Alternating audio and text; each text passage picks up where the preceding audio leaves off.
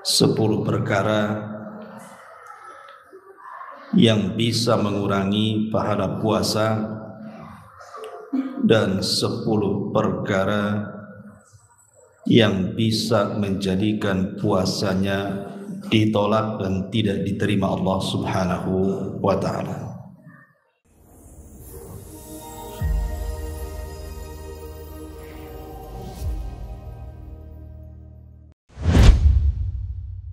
Bismillahirrahmanirrahim. Assalamualaikum warahmatullahi wabarakatuh. Bihamdillahi wassalatu wassalamu ala rasulillah wa ala alihi wa sahbihi wa mawalah wa la hawla wa la quwata illa billahi wa ba'du. Alhamdulillah, di malam hari ini kita masih bisa duduk untuk berthalabul ilmi, dan kita masih membahas tentang Ramadan, karena memang 1 pekan lagi kita sudah masuk Ramadan. Dan pembahasan di malam ini kita akan membahas 10 perkara yang bisa mengurangi pahala puasa dan 10 perkara yang bisa menjadikan puasanya ditolak dan tidak diterima Allah Subhanahu wa ta'ala.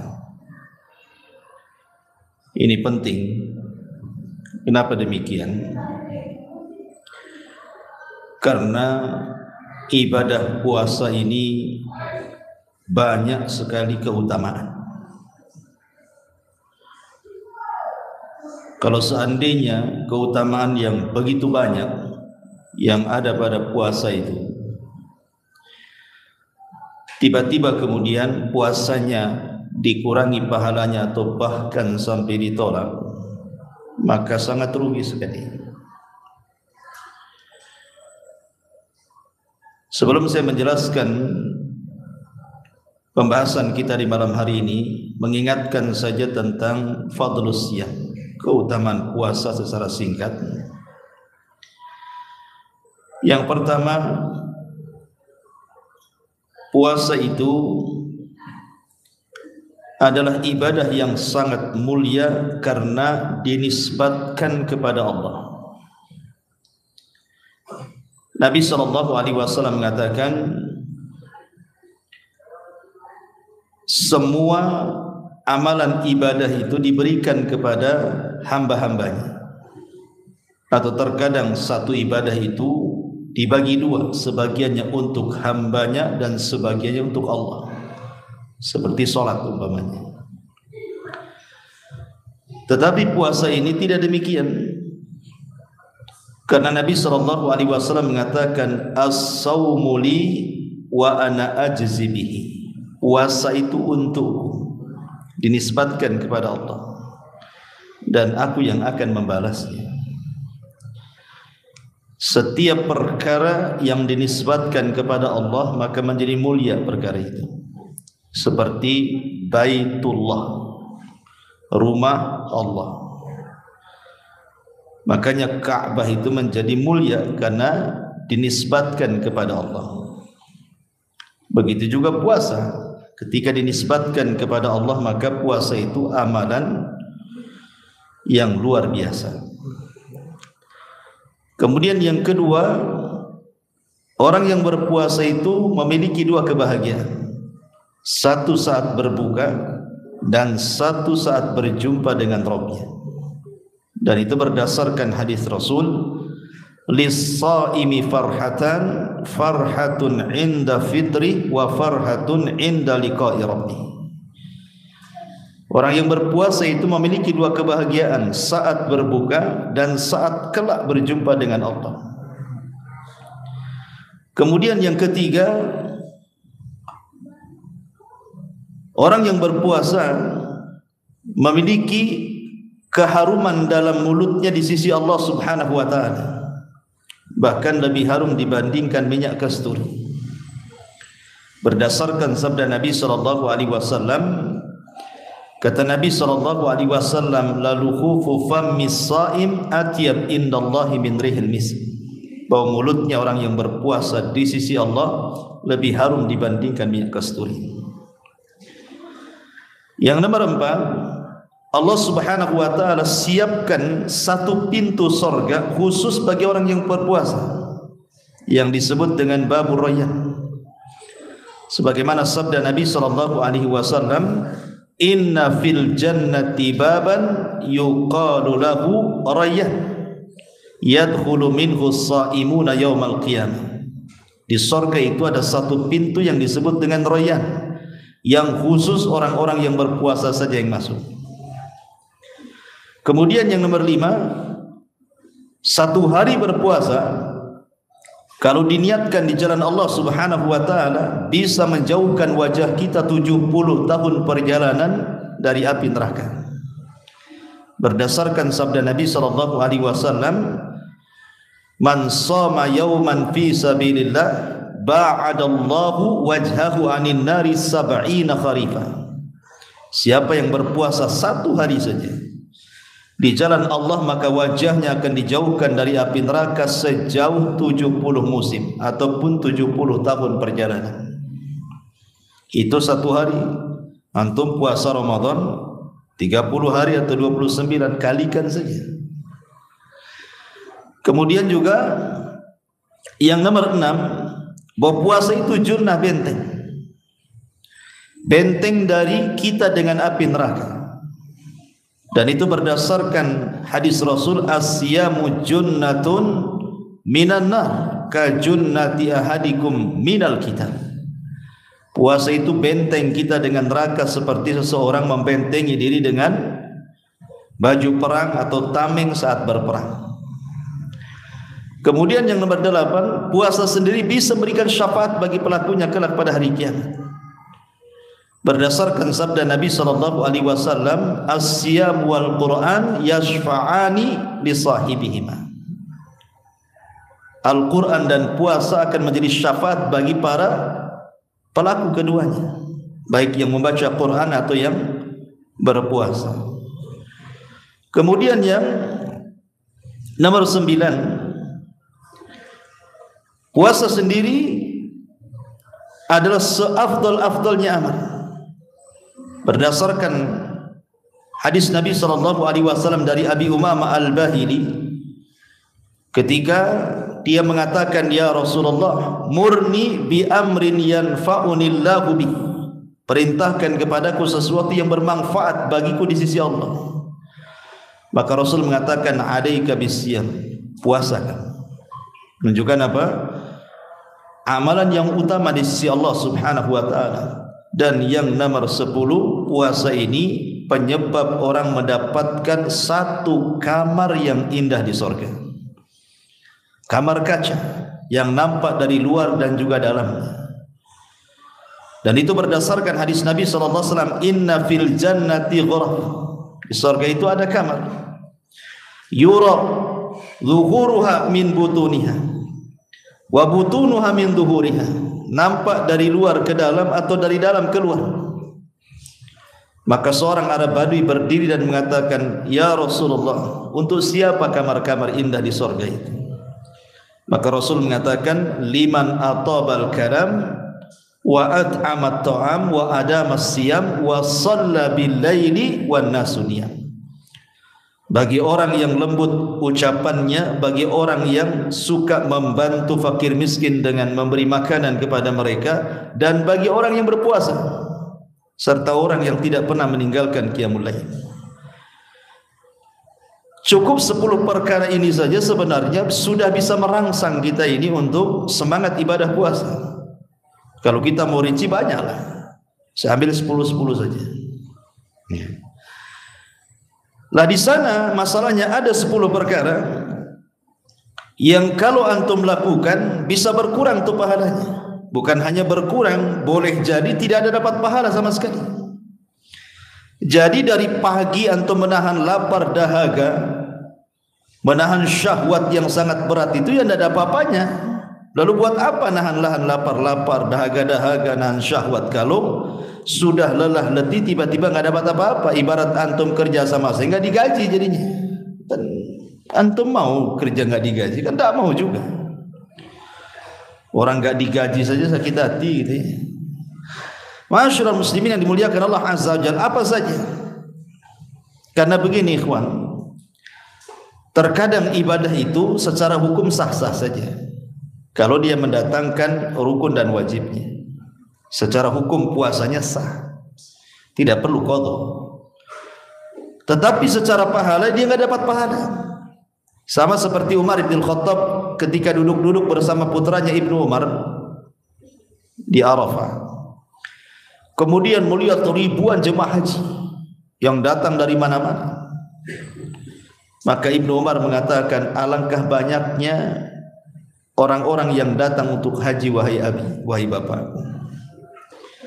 Maka Umar bin Khattab radhiyallahu anhu mengatakan, ya, memang yang haji banyak, tetapi yang diterima Allah itu sedikit. Yang haji memang banyak, tapi yang diterima Allah itu tidak banyak. Karena kebanyakan orang-orang haji itu terkadang dari niat saja sudah salah kan gitu. Pengen dipanggil Pak Haji, Bu Haja, macam-macam kan itu. Intinya bahwa boleh jadi sah-sah saja hajinya, tapi pulang nggak ada apa-apa kan rugi jadinya. Habis modal banyak, jual sawah, jual kebun, jual rumah, nabung bertahun-tahun gitu ya. Pengen haji pulang tak dapat apa-apa. Maka dalam puasa pun bisa saja terjadi seperti itu. Karena Rasul yang mengatakan rubba shaimin laisa lahul jaza illal ju'i wal 'atsyi. Berapa banyak orang-orang yang berpuasa itu tidak mendapatkan apa-apa kecuali menahan lapar dan dahaga saja. Percuma saja puasanya. Lah kita akan sebutkan apa saja perkara yang menyebabkan berkurang puasa ataupun pahala puasa atau bahkan menghilangkannya. Yang pertama sebutkan para ulama, musyahadatun nisa'al mutabarrijat. Ketika antum berpuasa, antum banyak menyaksikan wanita-wanita yang tabarruj. Atau dengan kata lain, ketika berpuasa mata antum jalalatan, memandang aurat-aurat yang bukan muhrimnya. Maka ini juga hati-hati, karena di zaman sekarang kalau orang tidak hati-hati, lebih banyak tinggal di masjid atau mungkin di rumah, lebih banyak keluyuran, maka ini bisa mengurangi argo pahala selama puasa. Karena di tengah-tengah kita ini orang yang menutup aurat tidak lebih banyak daripada orang yang membuka aurat. Di mana coba tempat antum tidak mendapatkan wanita yang betul-betul membuka auratnya? Hampir tidak ada.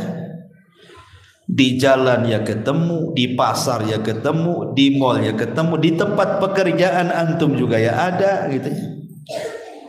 Apalagi antum jadi manajer, sekretarisnya pula di samping, mungkin stres lah puasanya ya. Jadi akan sulit gitu ya. Makanya kenapa usahakan dalam berpuasa itu ada amalan yang bisa mencegah itu, yang disebut dengan ghaddul basar, menundukkan pandangan. Ya kalau tidak sengaja ya nggak apa-apa. Cuman kalau ketulusan jadi apa-apa. Kalau pandangan pertama tak sengaja tidak ada masalah, tapi lekas ditundukkan. Tapi kalau dalam pandangan pertama tidak sengaja tiba-tiba dilama-lamakan, nah itu lain cerita. Nampak tadi tak cantik, diperhatikan, wah cantik juga katanya. Makin pula habis ngeluarin handphone dipoto lagi. Nah, ini masalah lagi.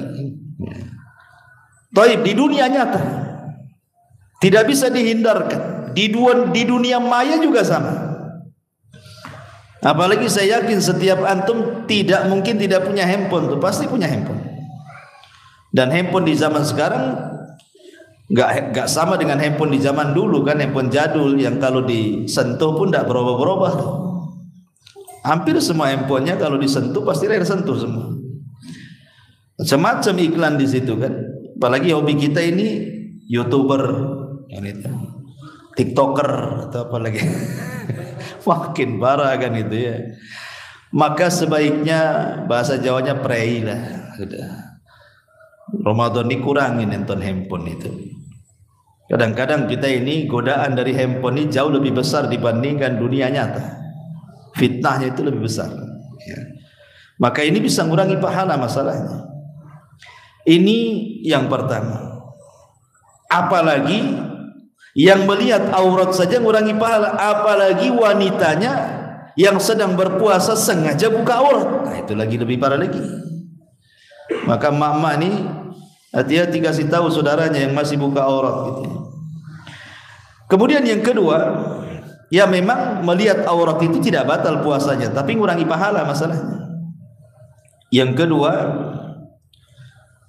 termasuk juga berkhalwat dengan wanita-wanita ajam. Berkhalwat terutama anak-anak muda gitu ya. Anak-anak muda harusnya di bulan Ramadan tuh jauh-jauh gitu ya. Malah kesempatan pula ngabuburit berdua, ini kan masalah ini kan. Nah ini jelas itu ya, maksiat dan mengurangi juga ibadah pahala puasa. Kemudian yang ketiga, az-zab wasyatmu binasaim. Tidak bisa menjaga lisan sehingga dia mencaci dan memaki. Mencaci dan memaki ini mengurangi pahala puasa. Karena Nabi SAW mengatakan fa idza kana yaumu saumi ahadikum fala yarfath yauma idzin wala yaskhab fa in sabahu ahadun aw qatalahu falyaqul inni imru'un sha'im. Kata Nabi SAW, apabila di hari puasa salah seorang di antara kalian, fala yarfuth yauma idzin. Ingat, jangan mengeluarkan kata-kata kotor. Ya kata-kata kotor ya menghina, mencaci, memaki itu kan kata-kata kotor. Itu sudah jelas. Ada dosanya kan, mengurangi pahala. Seandainya ucapan itu yang keluar tidak mengandung dosa sekalipun, hanya dalam bentuk teriak-teriak saja, itu pun tidak boleh. Makanya Rasul mengatakan wala yaskhab. Jangan suka teriak-teriak lagi puasa itu. Jadi kurangi teriak-teriaknya ya. Apa susahnya ngomong dengan volume rendah gitu? Kenapa mesti dikencangkan, uratnya mesti berdiri semua kan itu. Teriak-teriak saja tidak boleh dalam puasa itu. Antum pedagang gitu, teriak-teriak gitu. Nah, kurangilah volumenya. Ini saja bisa mengurangi gitu ya saldo pahala puasa. Apalagi sampai mengeluarkan kata-kata yang di dalamnya ada kemaksiatan. Makanya Rasulullah SAW memberikan solusi di sini. Kalau salah seorang di antara kalian sabahu, ada yang mencaci kita, au qatalahu, atau ngajak berantem dengan kita, katakan kepada orang yang mencaci, memaki dan mengajak berantem itu, faqul ini mru'um shaim, saya lagi puasa. Bukan saya tidak mau melayan kamu, tapi saya lagi puasa masalahnya. Malas gitu ya. Jadi sekali lagi jangan dilayan. Apakah di dunia nyata atau di dunia maya? Karena sekarang ini perdebatan kadang-kadang di dunia maya yang banyak kan itu. Terutama antum satu di antara sekian netizen yang suka komen. Kadang-kadang di grup gitu ya, antum paling hebat pula di situ. Tidak usah, sudah kurangi komentar saja di Ramadan ini, takut jadi perdebatan kan itu. Karena jangan dilayan, katakan saya lagi puasa. Ya. Kemudian yang keempat, at-talafud bi alfadhin nabiyatin bisababiz zihan. Ulama mengatakan terkadang lafad-lafad yang keluar karena sebuah hal yang menjengkelkan, seperti antum di jalan naik motor macet gitu ya, atau naik mobil kok macet kali. Kadang-kadang terlontar tuh kalimat-kalimat yang tidak sadar kalimat-kalimat itu mengandung dosa. Ah sialan, ini motor ini lewat kok, tak punya mata. Kadang-kadang kan apain lah antum ngomong gitu kan. Ya pokoknya ada motor di samping, knalpotnya knalpot racing, bron kan itu ya, keganggu antum. Ya. Tiba-tiba antum ngomong tak apa ngomongnya kan. Oh dasar begini begono kan itu ya. Itu kalau bisa kurangi. Justru nikmati saja, kalau macet nikmati saja. Karena lagi puasa masalahnya ya. Kalau di luar Ramadan ya mungkin kita bisa tegur lah. Maka ini juga bisa mengurangi pahala puasa. Kemudian yang nomor 5, al-ghibatu wan namimah. Ini sudah jelas. Ghibah dan namimah ini sudah jelas. Sudah stop lah. Terutama ibu-ibu yang di atas ya. Kalau Ramadan itu stop ghibah, stop namimah. Karena walaupun tidak bisa tidak membatalkan puasa, tapi mengurangi saldo pahala puasa. Kemudian yang ke-6, al-kalam as-su', ucapan yang buruk. Ucapan yang buruk ya macam-macam. Kadang-kadang umpat-umpat orang, ya biasalah di masyarakat gitu ya. Kadang-kadang kalau tidak suka keluar kata-kata binatang, itu kata-kata buruk. Itu bisa mengurangi pahala puasa. Makanya kalau puasa itu lebih banyak diam sajalah, tidak usah banyak ngomong. Kemudian syahadatuz zur fi Ramadan, melakukan persaksian palsu di bulan Ramadan. Ketika puasa jadi saksi di pengadilan, dusta pula dia ngomong. Nah, ini juga bisa mengurangi pahala puasa. Ya tidak membatalkan puasa, tapi mengurangi saldo pahala puasa. Kemudian yang nomor 8, musyahadatul aflam, menyaksikan film-film, sinetron-sinetron, sandiwara-sandiwara yang ada di media.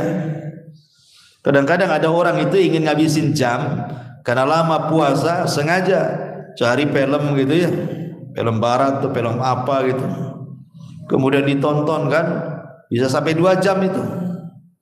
Nanti 2 jam selesai, cari lagi judul lagi, 2 jam lagi, 4 jam tuh, cari lagi, atau duhur kan itu.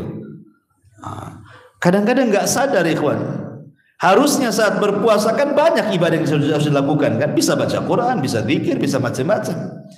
Terkadang karena sudah ada handphone ini, entah apa yang dilihat ya. Kemudian juga yang nomor 9, an-naumu naharan was-sahru lailan.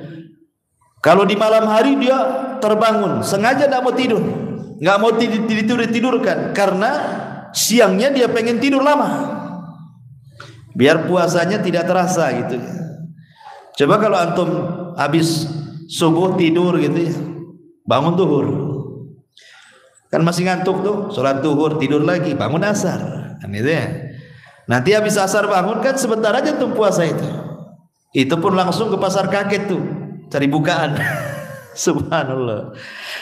Memang tidur itu tidak ada hukumnya ikhwan, tetapi antum menghabiskan waktu dari pagi sampai sore tidur itu, apa aktivitas antum di situ coba? Enggak menambah pahala kan gitu. Masyarul muslimin yang dimuliakan Allah, bahkan melemaskan puasa, melemaskan badan saat puasa, bukan makin sehat tidur itu. Nah, ini juga bisa mengurangi saldo pahala ya. Kemudian yang nomor 10 yang terakhir, al-kadhib, dusta. Maka ini yang paling banyak, hati-hati, jangan suka copy paste, share sana sini di grup, apalagi kalau sudah cerita tentang tahun politik nih sekarang nih kan, tahun politik kan macam-macam orang itu komentar. Entah iya entah benar, namanya tahun politik. Kadang berita-berita ini tidak jelas, kadang-kadang antum main copy paste share gitu ya, atau antum pula di situ komentatornya.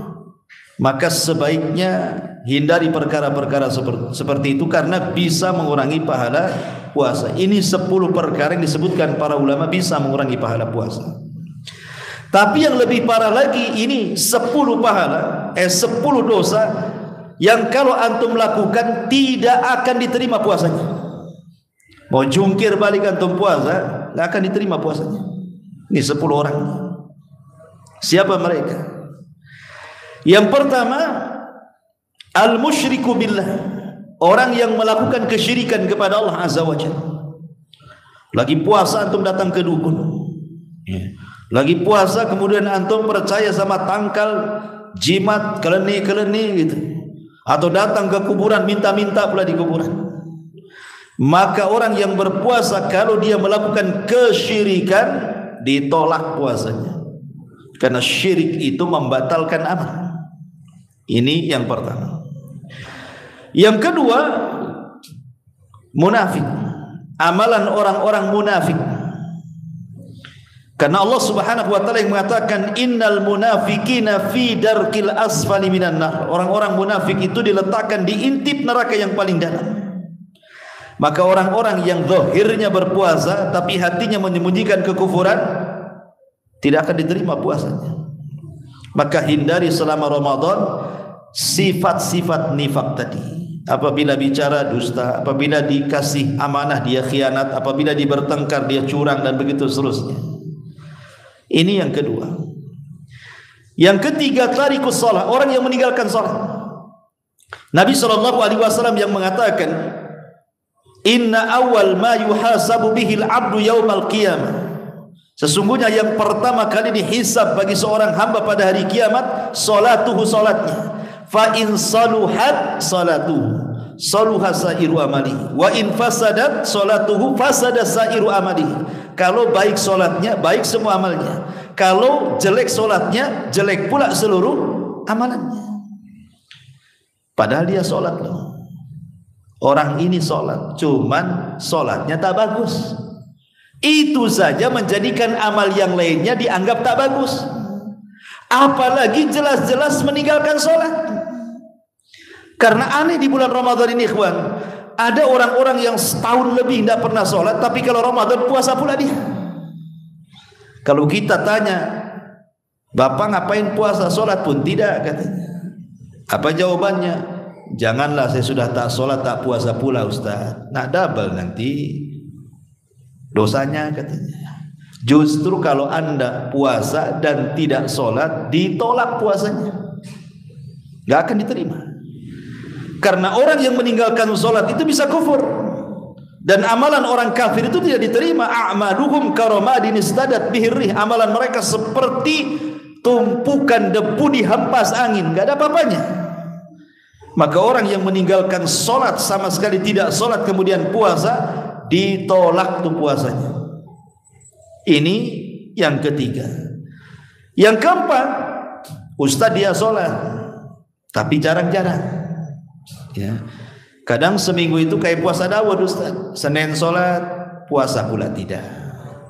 Nanti Rabu sholat, Kamis pula tak sholat. Macam puasa Daud sholatnya itu.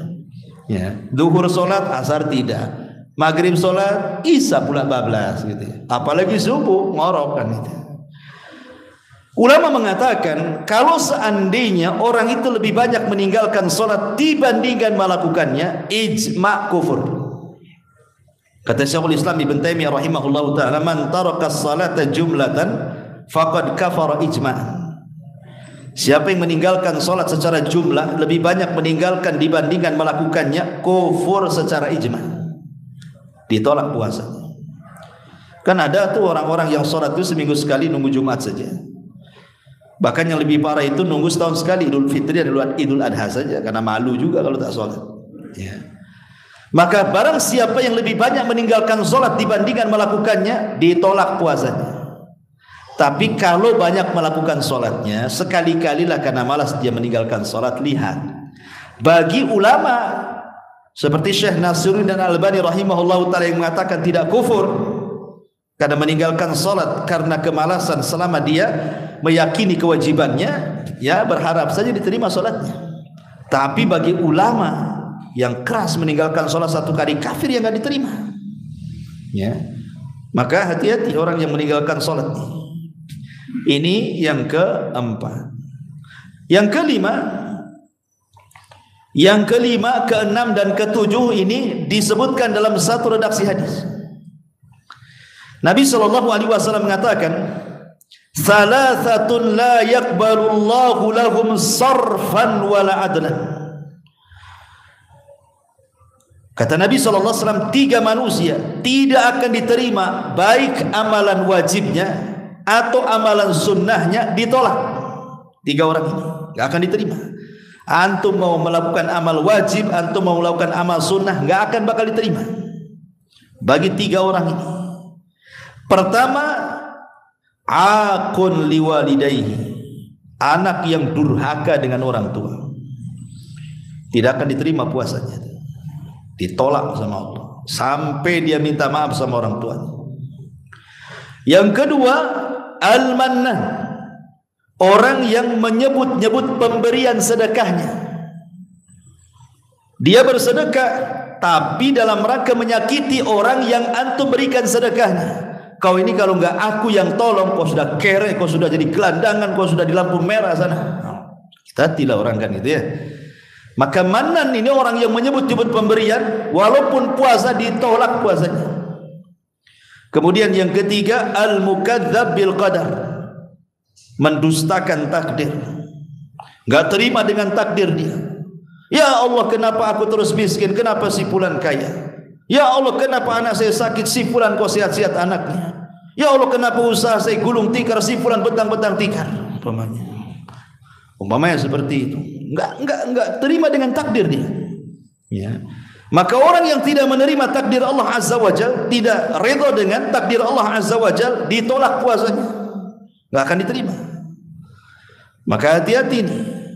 Berarti yang nomor 5 yang akan ditolak puasanya adalah orang yang durhaka dengan orang tua. Yang nomor 6, orang yang ditolak puasanya adalah orang yang mannan, menyebut-nyebut pemberian kepada orang lain. Dan yang ketujuh, orang yang ditolak puasanya adalah orang yang menolak takdir Allah Subhanahu wa taala, bahkan mendustakannya. Ini hati-hati yang nomor 7. Yang nomor 8, al-mustahzi biddin, orang yang mengolok-olok agama. Orang-orang yang mengolok agama dianggap kufur. Makanya Allah Subhanahu wa taala berfirman, "Qul abillahi wa ayati wa rasulihi kuntum tastahzi'un la ta'tadhiru qad kafartum ba'da imanikum." Apakah dengan Allah, dengan ayat, dengan Rasulnya kalian mengolok-olok itu semua? Jangan cari-cari alasan, karena engkau sudah kafir setelah keimanan kalian. Maka orang yang suka mengolok-olok Islam, mengolok-olok Al-Quran, mengolok-olok Allah, mengolok-olok Rasul, mengolok-olok agama, maka puasanya ditolak sampai dia bertobat kepada Allah Azza wa Jalla. Hati-hati para mustahzi, karena sekarang orang yang istihza di dalam agama ini terlalu banyak. Di negara kita setiap hari muncul di YouTube itu orang-orang yang kurang ajar, menyebarkan Islamophobia dengan cara istihza dengan Allah, Rasul dan ayat-ayat Al-Quran. Padahal dia seorang muslim tuh. Na'udzubillah. Ya. Seperti orang pamannya dia membela perayaan Natal pamannya kan. Dia muslim tuh. Berani dia pakai atribut mereka. Dengan atribut Santa Claus-nya gitu ya. Kemudian mengucapkan selamat. Habis itu nyalahkan lagi orang yang menyalahkan orang yang mengucapkan selamat Natal pamannya. Disalahkan pula tuh. Bentuknya apa? Sampai dia pakai atribut pula dia. Istihza ya, ya. Orang seperti ini ditolak puasanya. Hati-hati ya. Kemudian yang nomor 9, man ata naqid min nawaqidil Islam, orang-orang yang mereka mendatangkan pembatal-pembatal Islam. Ya, pembatal Islam. Ingat, pembatal Islam ini banyak. Pembatal-pembatal Islam ini banyak. Hati-hati. Siapapun yang mendatangkan pembatal-pembatal Islam, maka puasanya ditolak. Kenapa? Islamnya saja ditolak, apalagi puasanya. Seperti contohnya, melakukan kesyirikan kepada Allah itu pembatal Islam. Menjadikan antara Allah dan makhluknya perantara, itu pembatal Islam. Tidak mengkafirkan orang musyrik atau ragu-ragu dalam mengkafirkan mereka, itu pembatal Islam. Atau meyakini bahwa selain petunjuk Nabi SAW lebih sempurna dibandingkan petunjuk Nabi, itu pembatal Islam. Atau orang-orang yang benci walaupun sedikit dari syariat Islam, benci dia, itu bisa membatalkan Islam. Atau istihza dengan agama, itu pembatal Islam. Atau sihir, itu pembatal Islam.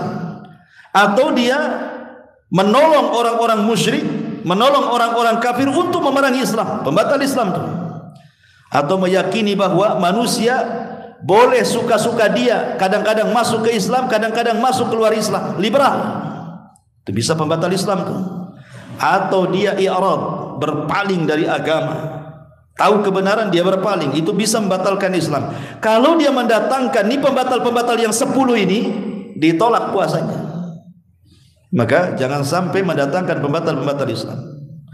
Kemudian yang nomor terakhir, orang yang manintasaba ila firqatin dhalah, orang yang menasabkan dirinya kepada ajaran-ajaran sesat, kelompok-kelompok sesat, kelompok-kelompok yang sudah jelas-jelas sesatnya ya. Contoh umpamanya kelompok Ahmadiyah. Ini sesat. Kenapa? Karena Hadrat Mirza Ghulam Ahmad itu kan ngaku nabi. Sementara Imam Ibnu Katsir rahimahullahu taala mengatakan, barang siapa yang mengaku nabi setelah kenabian dan kerasulan Muhammad sallallahu alaihi wasallam fahuwa kafir. Dia kafir. Kenapa? Karena dia telah mendustakan Al-Qur'an bahwa Nabi SAW khatamul anbiya'i wal mursalin. Dia adalah penutup para nabi dan rasul. Walakin khatamun nabiyyin, tetapi dia adalah penutup para nabi, dan sabda Rasulullah nabiyya ba'di, tidak ada nabi sepeninggalku. Jadi kalau ada sebuah firqah kelompok apapun namanya, kemudian ketuanya ngaku nabi, itu sudah sesat, itu enggak benar itu. Ya, maka ini menjadikan puasanya ditolak karena mengikuti ajaran kekufuran.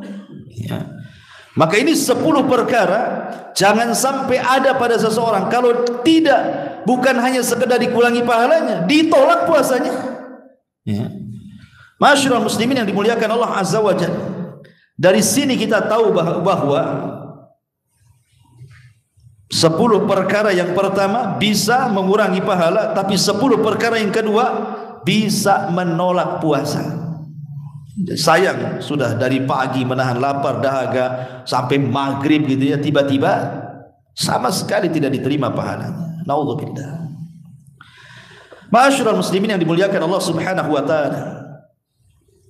Kita tahu bahwa puasa itu ikhwan, itu terbagi menjadi 3. Puasa itu terbagi menjadi 3. Ada yang disebut dengan puasa awam, yang disebut dengan puasa umum. Ya, orang awam lah berpuasa. Lah puasanya orang awam ini hanya sekedar menahan lapar, menahan haus, dan menahan syahwat saja. Jadi kalau antum puasanya hanya menahan lapar, menahan dahaga, dan menahan syahwat, tidak melakukan hubungan suami istri, berarti puasa antum itu hanya sekedar puasanya orang awam. Ya. Kenapa? Nanti penjelasannya. Yang kedua, ada puasa orang-orang saleh yang disebut dengan saumul khusus, namanya puasa khusus. Lah puasanya orang-orang saleh ini bukan hanya sekedar menahan lapar, menahan dahaga, menahan syahwat, tapi lebih daripada itu dia tahan matanya tidak memandang yang haram, dia tahan telinganya tidak mendengar yang haram, dia tahan otaknya tidak memikirkan yang jorok-jorok, dia tahan tangan dan kakinya tidak bergerak ke tempat yang haram, dia tahan lisannya untuk tidak bicara kecuali yang santun. Ini baru puasa orang-orang soleh namanya. Berarti puasanya bukannya sekedar menahan lapar, dahaga, dan syahwat saja, tapi lebih daripada itu, dari ujung kepala sampai kaki dipuasakan sama dia. Bisa enggak ya? Kalau antum bisa melakukannya, berarti antum naik dari puasa orang awam menjadi puasa orang-orang saleh.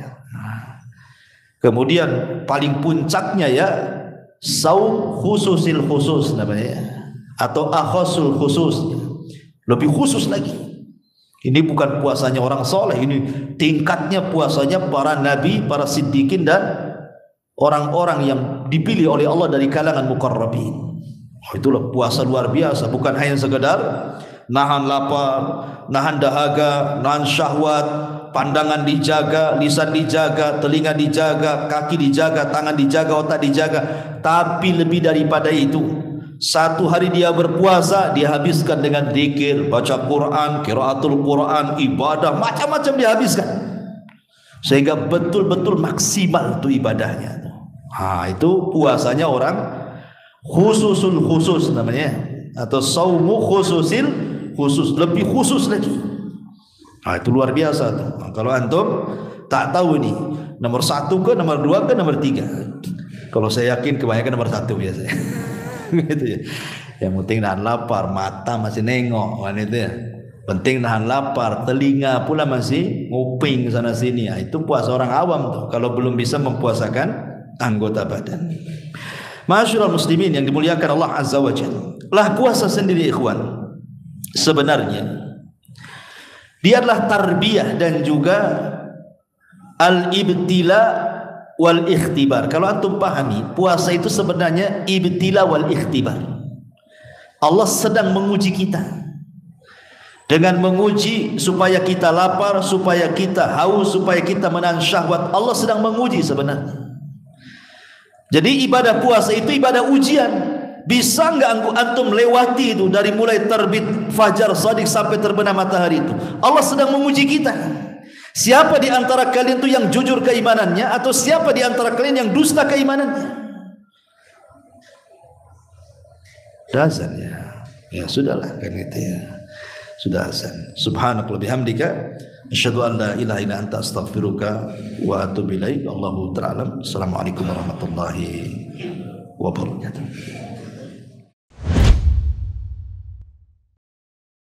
Intinya bahwa tolong berakhlak kepada Allah. Membahas tafsir dari surah Al-Imran. Lahirlah Imam Muslim, Abi Dawud, Tirmidzi, Ibnu Hibban. Jadi ketika Yunus alaihi salatu wassalam terkena undian itu,